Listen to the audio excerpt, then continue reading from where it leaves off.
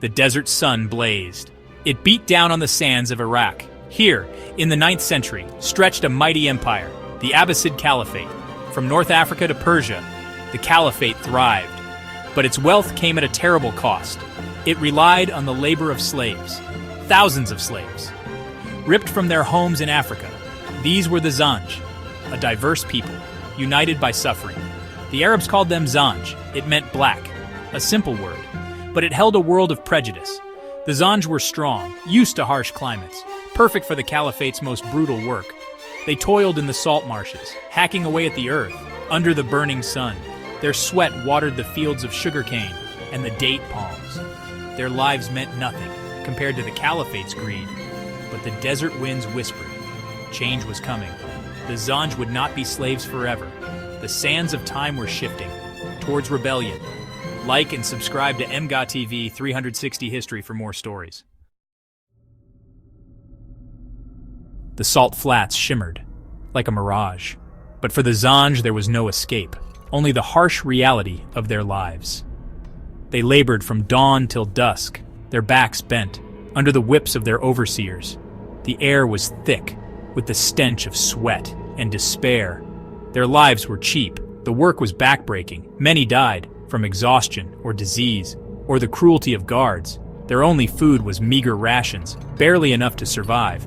Families were torn apart by the slave trade, their languages, their cultures suppressed, but within their hearts, a fire burned, a yearning for freedom, for justice. Every lash of the whip, every death, fanned the flames of resentment. It was only a matter of time before the flames of anger would erupt. In the darkness, a leader emerged. His name was Ali ibn Muhammad, a man of Persian descent. He claimed to be a descendant of Ali, the Prophet Muhammad's son-in-law. This gave him influence. He saw the plight of the Zanj. He recognized their strength, their desperation. He traveled from plantation to plantation, secretly, spreading a message of hope, of resistance. He spoke of freedom, of equality. He promised them a better life if they would only rise up and fight. His words were like a lit match. To dry tinder, the Zanj were ready to fight, to die, for a chance at freedom. They had nothing to lose but their chains. The rebellion was brewing, and Ali ibn Muhammad would be their spark. The year was 869 CE. The time for talk was over. The Zanj rose up, armed with whatever they could find. Farm tools, kitchen knives. Their fury was their greatest weapon. They overwhelmed their guards and seized control of plantations.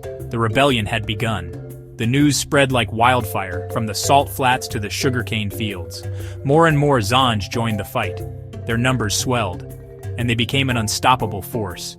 They called themselves the Zanj, a name the Arabs had given them, now a badge of honor.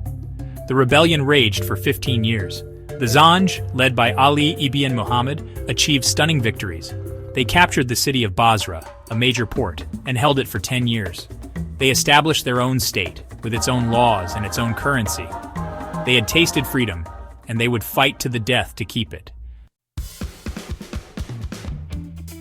The Abbasid Caliphate trembled. The Zanj rebellion, once dismissed as a minor nuisance, now threatened its very core. The Caliph, al-Mu'tamid, assembled a massive army led by his most skilled generals. They would crush the rebellion, no matter the cost. The Caliphate's forces were relentless. They used their superior resources, their cavalry, and their siege weapons. Slowly, they chipped away at the Zanj defenses. The rebels fought bravely, but they were outmatched and outnumbered. Basra fell after a long and bloody siege. Ali ibn Muhammad was killed, and his death dealt a crushing blow to the rebellion. The remaining Zanj fought on with the courage of desperation, but their fate was sealed. The rebellion was crushed.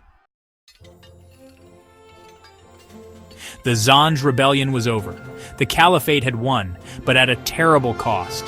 Years of fighting had ravaged the region and the economy was in ruins.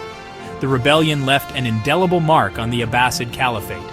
It showed the world the power of the oppressed when driven to desperation. The Zanj rebellion, though ultimately unsuccessful, inspired other slave revolts across the Muslim world. It forced the Caliphate to rethink its reliance on slave labor. The Zanj rebellion, a forgotten chapter in history, is a testament to the human spirit and the longing for freedom. It reminds us that even in the face of overwhelming odds, hope and the fight for justice can never be truly extinguished. Like and subscribe to MGOTV 360 History for more stories.